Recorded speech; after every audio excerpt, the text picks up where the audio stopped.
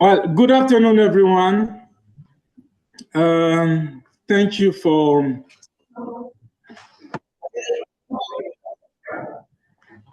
yes.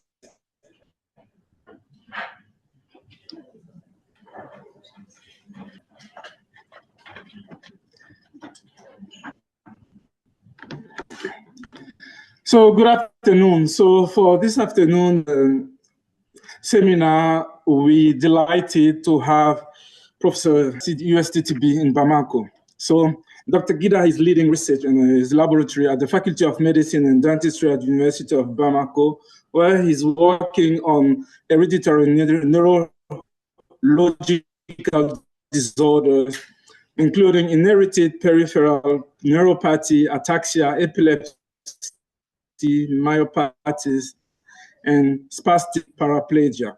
His work has led to characterization of new clinical entities and the discovery and characterization of genes and several the rare medical genetics laboratory in Mali. Dr. Landouré is extending his work on other rare genetics as well. So his work is including as well rheumatology, dermatologists, and cardiologists in terms of specialists, has been integrating multiple specialties that are required for patient care. One of the well-renowned and well-known researcher in rare disease genetics in Africa and also in the world, where his work is resonating. So please join me, welcome for this afternoon in this seminar, Dr. Guida Landouré.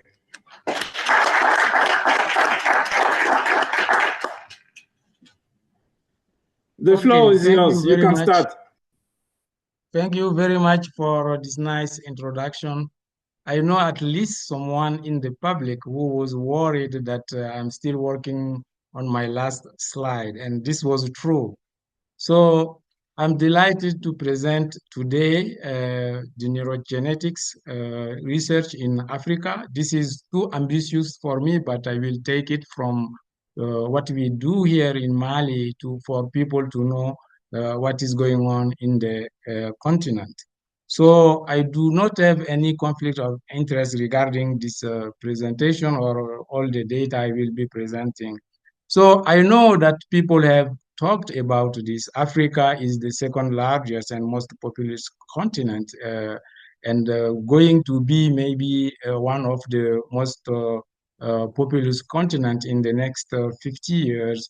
And it is the house of 30% of the world known resources, meaning that we are rich in terms of people and in terms of resources also.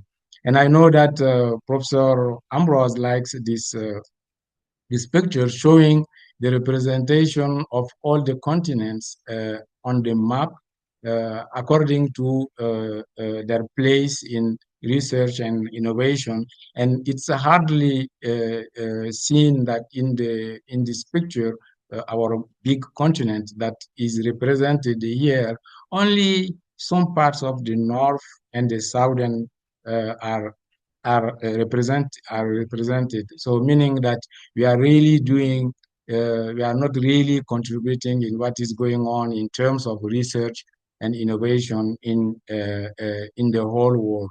This is, if you take even the genetic and genomic research, Africa has contributed a little. Even the HAP map that was developed years ago, the African participation has been small. Just a few countries participated in this project, not representing the whole variability or diversity in the continent. Also, limited studies have been done in terms of genetics. Less than 2 or 3% of the world's genetic studies has been done in the second populous continent. And also genetic research is going on in only 17 countries, more in the north and in the south, leaving the sub-Saharan African parts really not explored. This is because of several challenges. First, we lack the specialists. If we take what is reported elsewhere, it's a minimum of one geneticist for 1 million people in the developed countries. But if you take Africa or the average developing countries, you only see around four per per million of people. And if we take Mali, it's even worse. We have a quarter or a eighth, I would say, of the mean reported in the developing countries. We also have limited genetic knowledge, even even in the health professionals, because we are not exposed to genetic training, being too costly for our governments. So we are also not interested because we are not motivated. Even if you do genetics, it's hard for us to do the work on the ground here. And the general population is even worse. And this is why they do not even seek care when they see developmental diseases. The cultural influence also, if because of this lack of knowledge about genetics, whenever they see a developmental disease or some unusual features, they think that it's supernatural. So that's why they neglect those diseases. And also they fear also the stigmatization, because they think that if we see this kind of diseases, it's maybe a bad fate, it's maybe because you have done, or the parents or the grandparents have done something wrong in the past. That's why they fear even exposing the patients.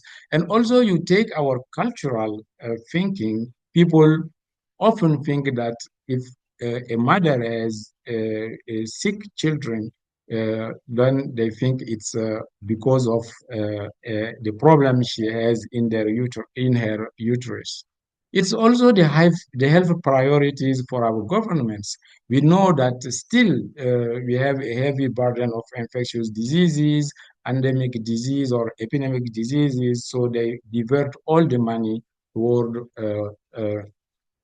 toward these diseases. And also the other non-health related challenges like poverty, security, and unemployment that represent the headaches of our governments. It's also the relationship between stakeholders. Often we do not communicate with the government, because the government and scientists, uh, either they underestimate what we are doing, or they don't have no public health for the diseases we are studying. And also it's also this trust thing between the government and skilled people. This also exists in among scientists, because of the lack of, or the limited funding resources. People are really grasp their project and do not want other intervention in the project. It's also between the scientist and the patients, because often this kind of projects are done in collaboration with external investigators, though seeing the people from outside might make the patient really a little bit worried about what we are going to do with their data or with their samples. The geopolitical and economic factors. So, because of most of the roads are unpaved, because making the reaching to the remote area difficult, or people in the remote area uh, are going through challenges to come to our clinics. The political instability, this is something that really is jeopardizing what we do here, because not just because of the internal affairs, but also whenever there is a political problem, the external funding agencies will just slow or cut cut the fundings. It's also the difficulty to circulate even in Africa. The example is that, I'm presenting from here. I would really want to be in front of you and do and have this energy in the room. The economic also challenges, the limited infrastructures. We are still struggling with electricity, with water, and also the lack of local funding. It's true that the African Union has engaged since 2004 to put at least 1% of their GDP toward the research, but only two, I think, the last I checked, only two countries are abiding by this. So what has been done, what has been the course of genomic medicine in Africa? I will take it back for before the independence. We were mostly relying on traditional medicine. It's not that people did not know about the heritability of traits, including disease, but they were not just equipped really to go further to find what is going on. And then came the pre-colonial period when the colonial doctors were really focused on indigenous diseases like infectious diseases, and they had some scarce clinical description of some rare disorders. And then after the independencies came mostly around the 60s, so we started, we still continued with the colonial contribution toward these genetic diseases, but also the training of the first African doctors led to the first clinical reports of specifically neurogenerative disorders. Here we see a description of Huntington disease before even the Huntington testing was out in Tanzania, and then another team in the northern part of Africa has also reported other diseases and so on. So then the takeover from the African researchers came. So they did some tentative molecular diagnosis. We see this paper from Burkina Faso that reported Huntington disease back in 2000. And from that time, because of the movement, we have seen reports of African diseases, but done by other researchers. So if you see the title of this paper, you would think that it's not done, and the affiliations also, you will think that this is a paper done in Europe or somewhere with no African sample. But if you read it inside, you will see that there is a patient from Ivory Coast.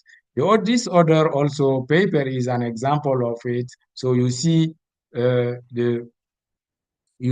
title, you see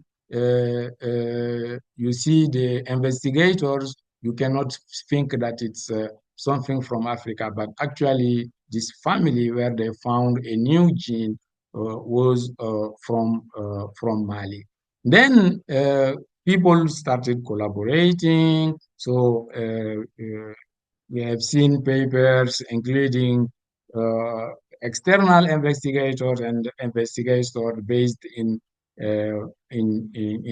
Africa, and then the African researchers started taking the leadership in those studies, as you see in this paper from Tunisia, and when the next generation sequencing came out, that's where really the African researchers found a cheaper way to do research, still in collaboration with external institutions, but it allowed them to really prove that they can do something by themselves. So you see many of these papers published by African researchers as primary investigators. So that opened opportunities and then also perspectives to do research in Africa. Why? Because it's known that Africa offers a unique environment to do genetic studies. First, because of the high fertility rates. So you see this kind of pedigrees when geneticists, when they see this kind of pedigrees and where they can reach 3 generations. And if you know our familial structures, you can in one household you can see several branches of the family and several generations. And once you visit them, you are able really to recruit many individuals from different branches that gives you several recombinations that you can use to improve your analysis. And also the high consanguinity marriage also makes it easier, at least for recessive disorders, to be diagnosed easily. So also the population diversity, I know that other researchers have elaborated on this largely, and still this is a population that is not studied, at least genetically. And if you see the trend of gene discovery over the years, we have gained a peak at some point, but this peak is being a plateau. Why? Because the populations that are widely used to do this research are showing really their limits. So Africa has become now really uh, the El Dorado, the next El Dorado, the next frontier for genetic research. Why? Because we know that we have the lowest levels and most divergent patterns of linkage disequilibrium. And a study done on African Americans have shown that at least 10% of what was found in those populations were not present in other populations. And I did not mention it here. A study also done on H-ray Africa samples, 420, around 400 samples have shown 3 million new SNPs that were not reported in other populations. And if you see the variability, even within the and between the African populations, we can see really a way to do some good genetic research, particularly gene hunting research, and also the population structure. So we have 14 major population clusters, and those also are divided into four. It's true that people are still discussing, are still arguing about this classification, but still it gives us an opportunity to really well characterize and well classify these populations for future genetic studies. And the different patterns of subsistence we went through, the dietary differences, the climate, the migration, and also the exposure to infectious diseases makes our genome really particular compared to other populations. That's how the different research fundings have now recently put money toward research in Africa. And I will emphasize here this particular one, that is the H-ray Africa, that really allowed many of us, many of the people who presented today, to really show some good data and be known in the international level and grow more, and also to train students, and that's what I will show later. And if I take the case of Mali, so it went back to 2002, so it's not easy. 2002, when Dr. Fishback here visited to Mali to explore what is going on, because he was invited by my late supervisor, Professor Musa Traore, who has a long-standing interest in doing neurogenetics in Mali. And then this is the first clinic we had. Professor Ginto is here, and then the first one of the families we have seen. So the idea was to tap on what was available and shake the bush to see what we could find, and at the same time bring a fellow who is here wearing the Uncle Sam hat here. So you can see that the aim from the beginning is to exchange, like it's a kind of technology transfer. You can see in the picture, with my mentor wearing the Fulani hat and me wearing the Uncle Sam's hat. So we did a pilot study. We found some novel clinical entities caused by novel genes, not genes that were not previously associated to any disease, but also several negative families remained. Remember, this was back in 2007, 2008. Next generation sequencing was out, but not democratized and not available to all people. So this is how we first raised our research questions. So there should be some novel entities or variants of hereditary neurological disorders in Mali that could be caused by genetic factors not previously known. So we developed our first protocol with the aim of characterizing Malian families with hereditary neurological disorders. We did not focus on just one, and with the second aim to identify variants through sequencing, but also through functional studies, and also to train faculty and student member in molecular biology and the basic of genetics.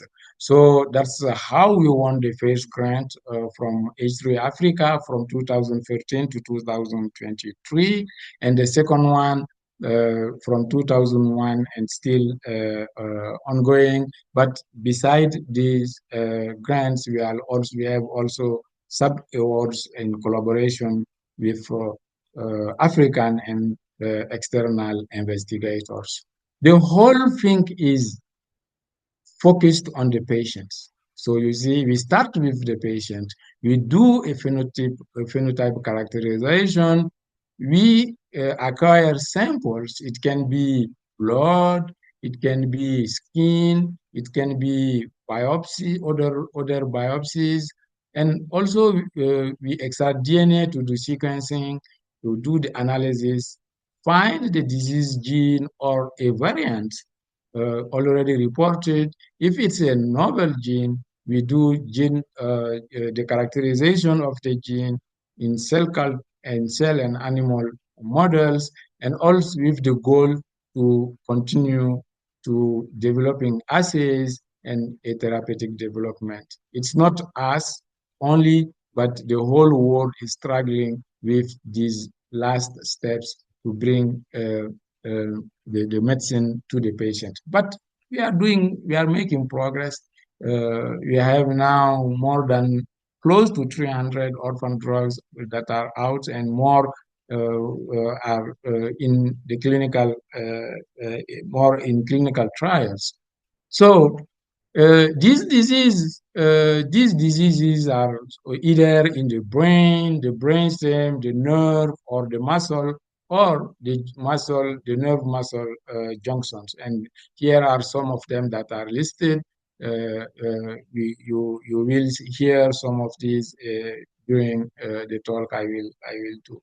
So far, we have 868 families. We have enrolled with more than 3,000 participants, and more than 1,200 are patients. So we have to also say that, as it was said in the introduction, so we also collaborate with other specialties to do genetic testing for them. So 15% of our cohort do have other diseases than neurological. And if you see if you see this table, you will see that all our patients are not only from Mali. Our six of our seven surrounding countries also are represented. So this is the flow chart we have. So we start with a clinical evaluation, including other specialists. So we are not just doing neurology, but we do also request other. We have in our team cardiologists, ENT doctors, we have pediatricians, we have internal medicine doctors, we have rheumatologists. So whenever we find a patient, we do whatever it takes to get them seen by those specialists to really get a good clinical diagnosis. Even if you have a very good sequencing data analysis, but the clinical part is still important for you to interpret the finding and the clinical picture. And you will see when I present the other data. So if you have an evidence of there is a secondary cause, so we do not exclude that patient with that family. And if it's highly suspicious hereditary causes, and it's only one gene known or a couple of genomes known, so we can do targeted gene testing. And if we are not clear about, if we think that this disease is caused by several or might be caused by several genes, then we move to exome sequencing. And if the targeted gene testing also is negative, we come back to exome, whole genome, or whole genome long read sequencing. And at best, what we do trios. And lately, we even add a fourth or another unaffected family member as a control. We have found that this has been really productive to us. And then variant prioritization and gene prioritization. If it's a known gene, then a known variant, a reported variant, so we can do some short reports just to show to the international scientific community that this also is present in Mali or in Africa.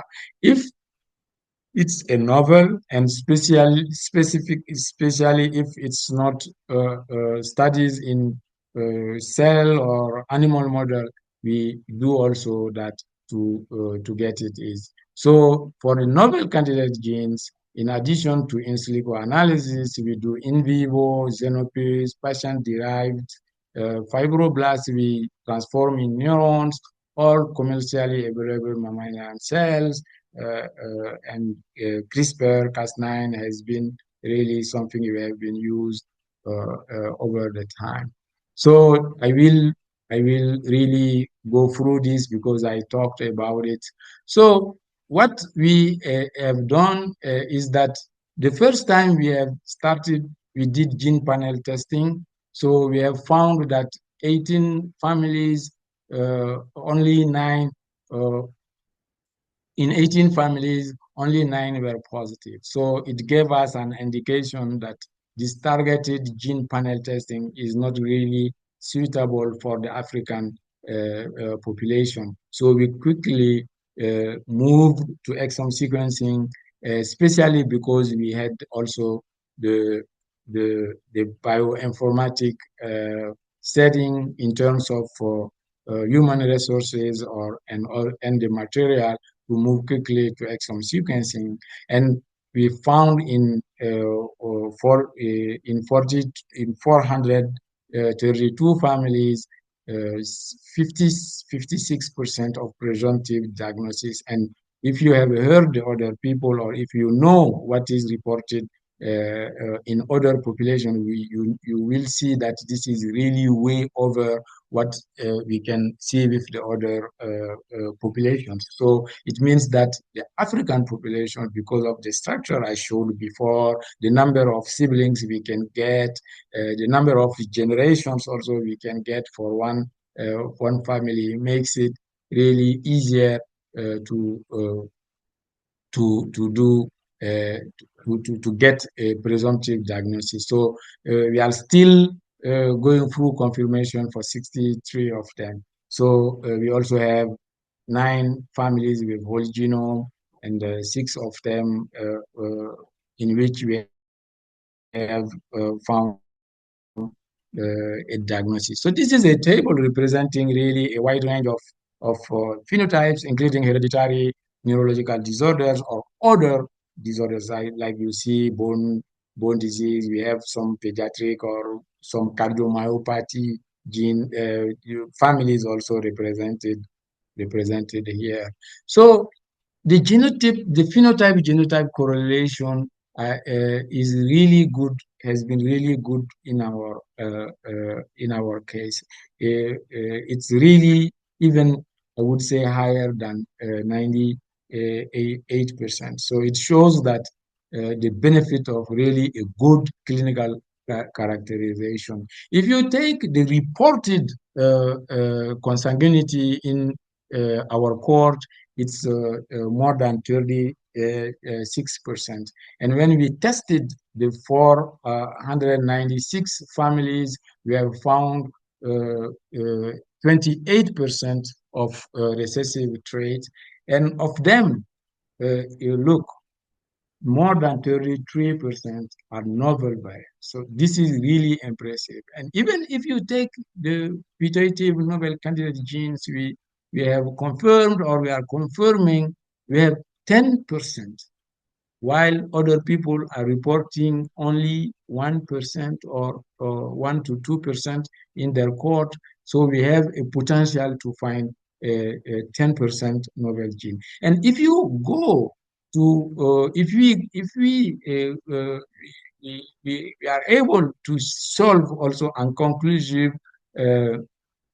unconclusive cases that are 117 through maybe whole exome sequencing or whole genome sequencing or long read sequencing. Maybe this percentage will even go higher. So this is pointing out really the efficiency of using African samples.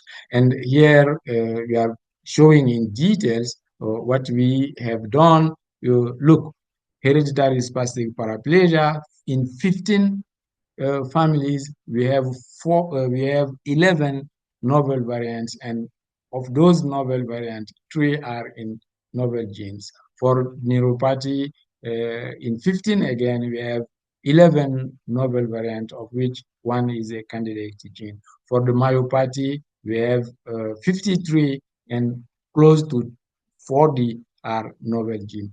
And the most important thing is in familial epilepsy. For the 37 putative candidate genes, we are going to screen and to see what's going on. So this is really the use of, or what we can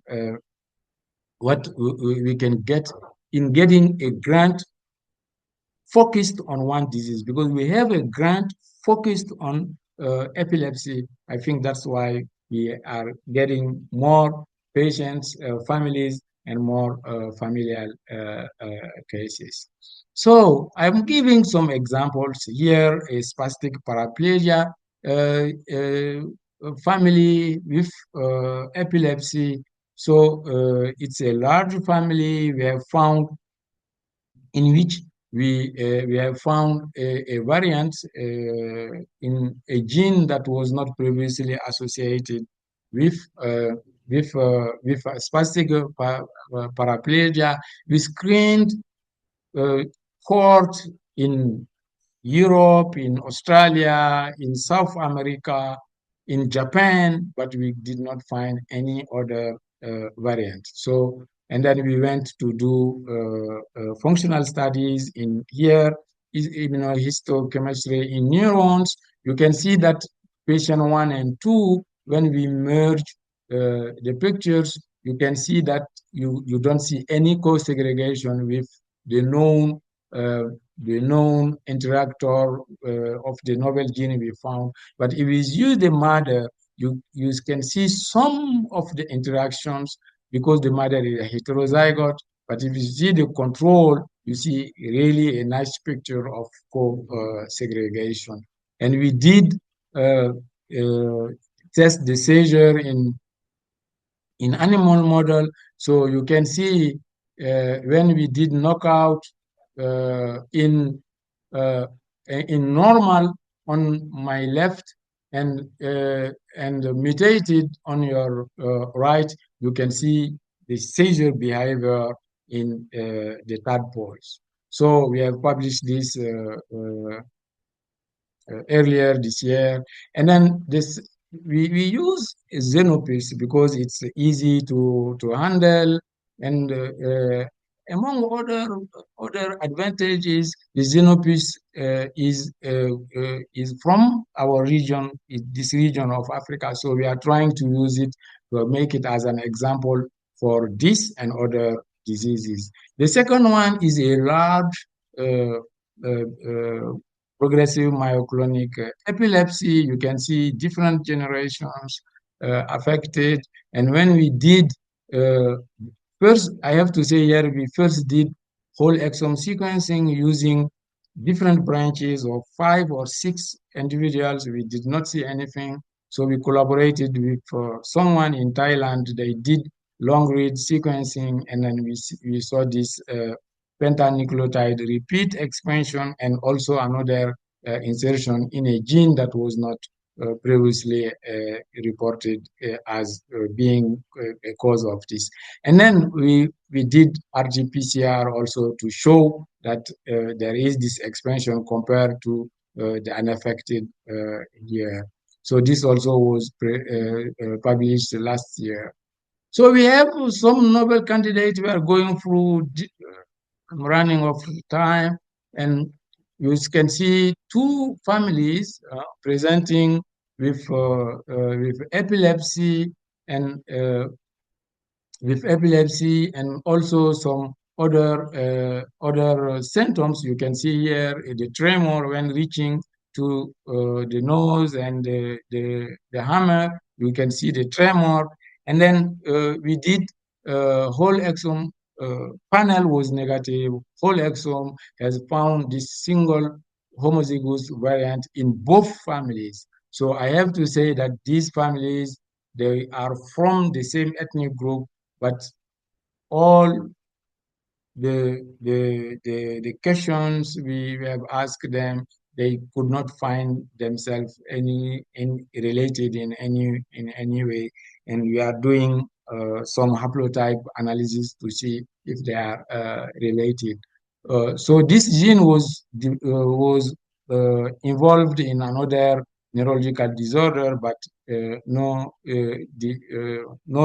seizure reported. So we did some knockdown uh, in Xenopus. You can see that they have some morphological defects as gastrulation defect and morphogenesis defect compared to the uninjected one. And when we did the seizure behavior also, you can see compared to the uninjected one, you can see the seizure behavior.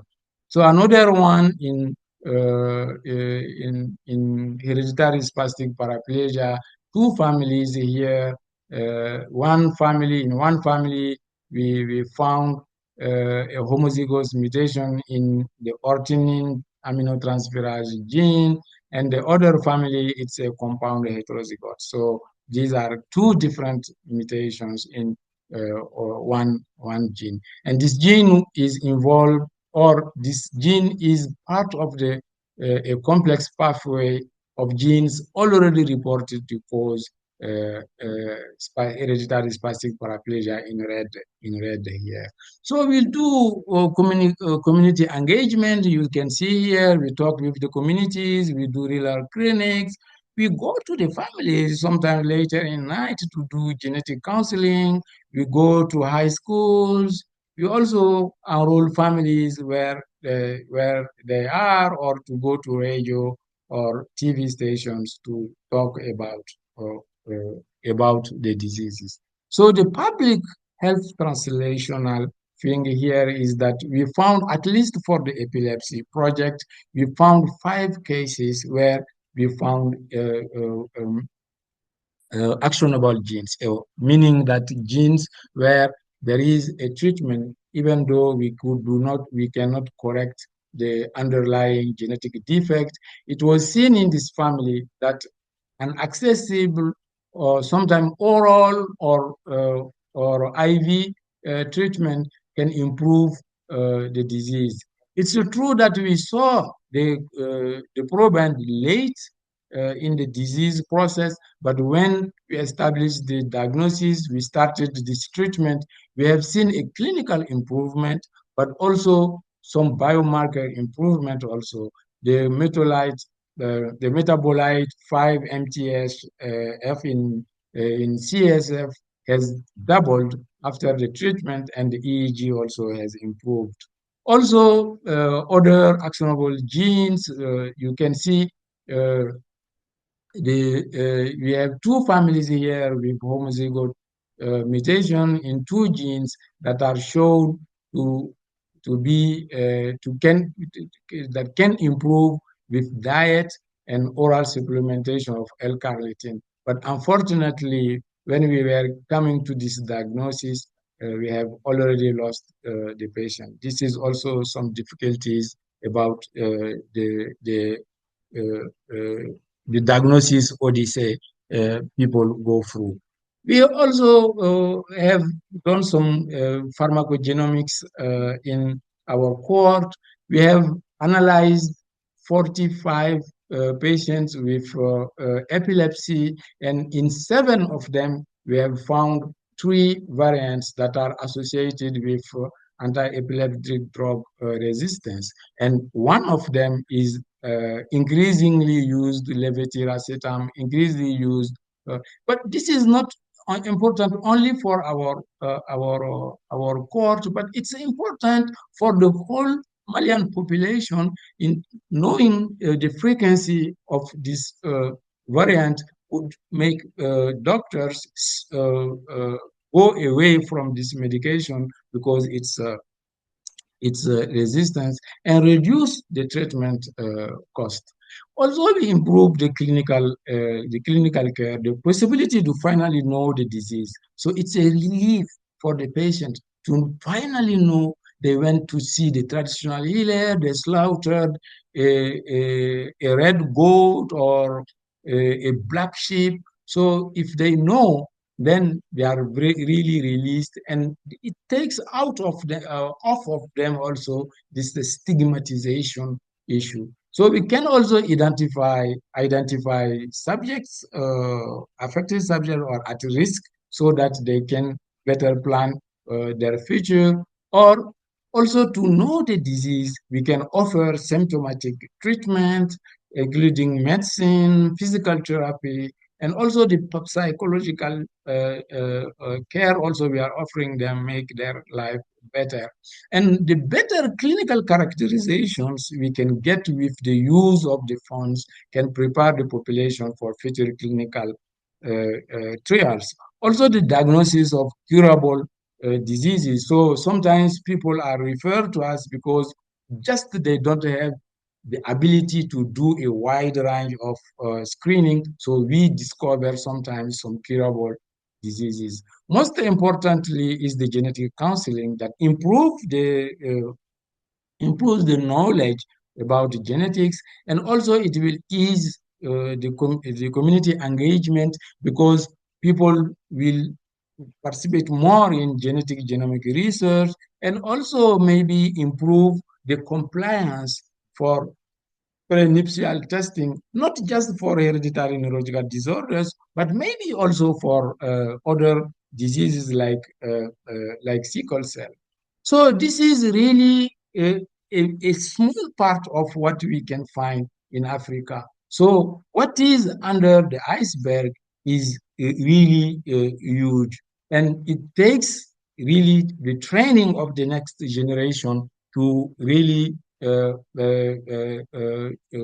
the remaining work of finding what is really under the seas. So that's why our one of our major goals are really to train individual fellows and students here, and also to be able to send them outside to do what they do, and also be able to present in different meetings. So I'm showing here some of the peoples we have had here and outside for them to improve their skills and establish as independent researchers. So you saw that in our pathway, we were doing hereditary neurological disorders, all of them. But each of the people or some of them here have has a focus on one disease that if they will take would make for their future project. And we are glad that one of them has already won a, a, an R01. So three other are preparing to submit for an independent position. So, but you are the young people. This is not easy.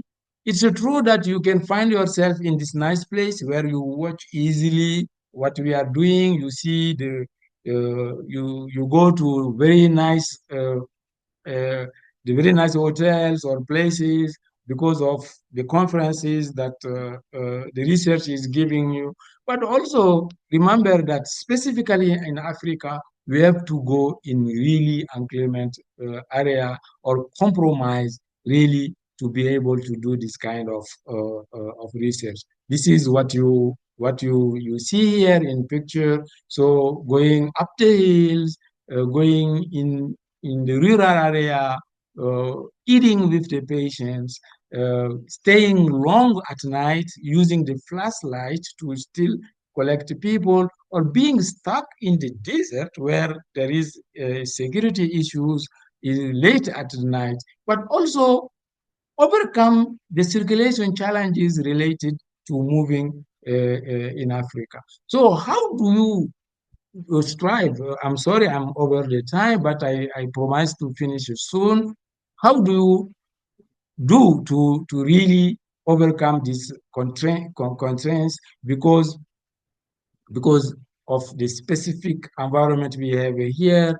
So you have to look the trends. Where is now the money, or where the money is going, or where are the interesting or the untapped area of research, and make sure that you like it. It's not just like this is fundable, but make sure you like it. This is how you can give yourself to the research when you are at a young age now, and get the skills you need to do the work. So whenever you keep your link in your home, but also you go wherever you think it's necessary to get the skills, to find a good mentor. So you don't know how to find a good mentor, but you can ask, you can look at people and change if you think it's not the chemistry is not there, and develop your research. You do that by engaging in the research, by publishing, by participating, for example, in what you are doing now. And also, whenever or whatever happens, really keep your basic principles. Do not you lose your soul for accommodating, for compromising, and fight for them. And at the longer, a long time, it will be productive. But because you are doing that, you have to keep really your connections and keep your network, because you still want a backup plan in case that what you are doing in place is not working. And if I say keep your connections, your friendship is not the guy you grow with, but it's a guy you met in the science with whom you connected. So it makes things good. But most of it, I would say, be altruistic, help, share, and give back. That that that the one thing I think will be good for us is to be really altruistic. So that's how you can really take up the next challenge for Africa, which is really to get involved in the genomic and genetic revolution, because we have so much to give and so much to gain now, that we have to be prepared for that, to discover novel disease genes or modifying variants, and also develop research infrastructure, still be involved in South-South and North-South collaboration, but not compromise in a way that it's a lose-win a lose-win fashion. But this can be done only if the African governments or philanthropy also get involved. This is how we can move toward what we call a sovereign genetic healthcare, and it will allow us really to go from this picture to a nice representation of, or even a bigger representation of what Africa should be on the map. So with that, I really would like to thank you for your attention. Thank the organizing committee, the funders. I would like to thank God for really whatever I have become, my parents who really did everything to give me this opportunity in terms of education and open-mindedness. So my best to the whole team. I emphasize here Dr. Alassane Bani Maiga, who is with you there. And if you think you have questions that we cannot answer here, he's really good in answering some of them, maybe better than me. So thank you very much.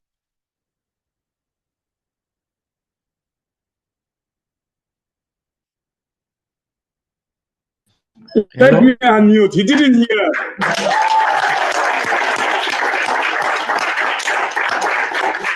Thank you, Guida. Thank you. That's an amazing talk. And I think this is really a good example of transformative research. This is done in Africa by Africans. And I think it really set the scene. Along the last couple of days, you've been hearing about things happening. And I think it's really add to the picture of how transformative and how really we need to embed in this revolution and contribute as well as much as we can in terms of perspective, in terms of ambition, and as well in terms of brain retention, because this is important. I think he has been showing the number or the amount of people which has been trained during all of those years. And the good thing is the capacity as well and the ability to retain all of those talents and all those scientific, critical mass on the continent to do the work for the benefit of our population. So we have 2 minutes, maybe take one burden question, because we have a webinar which is supposed to start on the top of 30. So hands on. Okay, while people are trying to guess the question, I'm checking online. Ted, there is a question. Ted, yes. You can unmute and ask your question, Ted. Bane is with you there. Whatever you want to ask, Bane can do.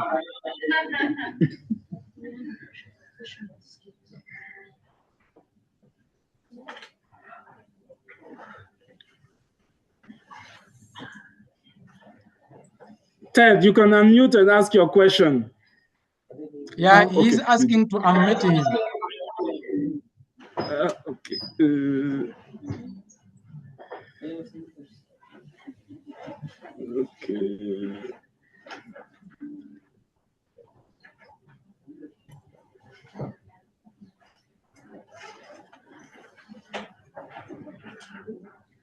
All right. Can you hear me? Yes, we do. Go ahead. Yeah, that was an excellent presentation, including the historical development. So I was wondering if you talk about the current budget from the African government to the genomic research, including the focus from African CDC. Is there any much emphasis at the moment than your years of service? Oh, okay. Yeah, The, you are speaking about what is being done in terms of funding. If I from the take my government. example, yeah, I think I would just say that in our research settings here, uh, our local government is contributing just for the facility or for the human resources like me. Beside that, I think we, no, not I think, we are not getting fundings from what they committed to do. Um, I have looked at a picture of the whole African countries. I think uh, Mauritius and another second country, I don't know if it's South Africa. It was only those two countries that did what the African Union asked for. Regarding the CDC, I really did not go into the details to see what CDC is offering for research or genomic research within on the African continent.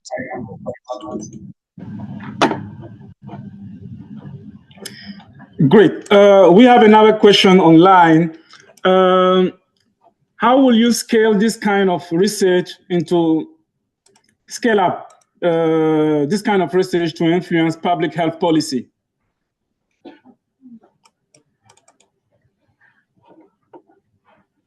He's unmuted. No, that's him. He must unmute himself. Guida, please, unmute yourself, please. Okay. Oh, that's his camera. Guida, can you unmute Okay. yourself? Yes. Yeah. I don't know who muted me. Okay.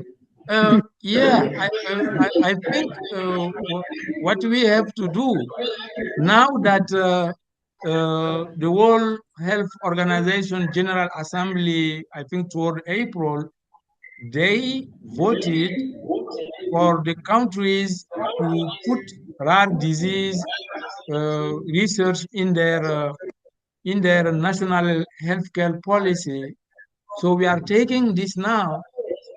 We have been advocating with the governments that genetic research is an economic imperative because whatever we develop in medicine, in biomarkers, it has been done on populations that are not us. We are genetically divergent, so they might not work for us. And if we focus on knowing what we have locally, it might even decrease the number of medicines we are going to give to our patients, and also it will also allow us to develop our own medicines that are probably cheaper than what is giving to us.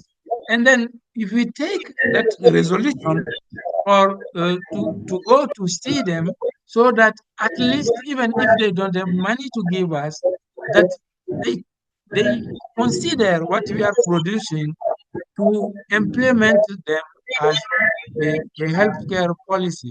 But it's a challenge because, as I said, people think that genetics is something not not in our reach, And also it's something costly. So they turn back to it, but it takes us to really push that agenda. Scientists and also patient organizations to make our governments really get involved. Great.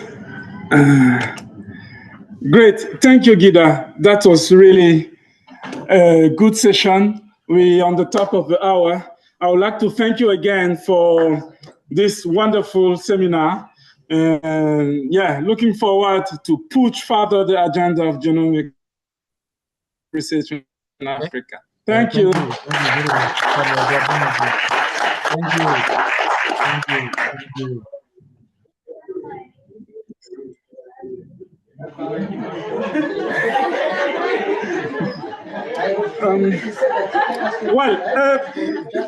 So for the next session, you will be having the Miare team, which will be talking about the initiative that will answer questions with regard to the concept note that you guys have as like homework has been developing. So if you have any question, they will be here for a couple of minutes to answer to your questions. So you've been working on developing it, so you have the opportunity to speak to the founder and the people who are leading this initiative. So yeah, this session is gonna be right now before we close for the day. It's gonna be online. They're gonna connect. I think they received the email, so maybe we finished. We can stop this, and I think it should sent a meet link, right? Okay. Great. 5 minutes to go to the room while we're setting up, and then we'll come back.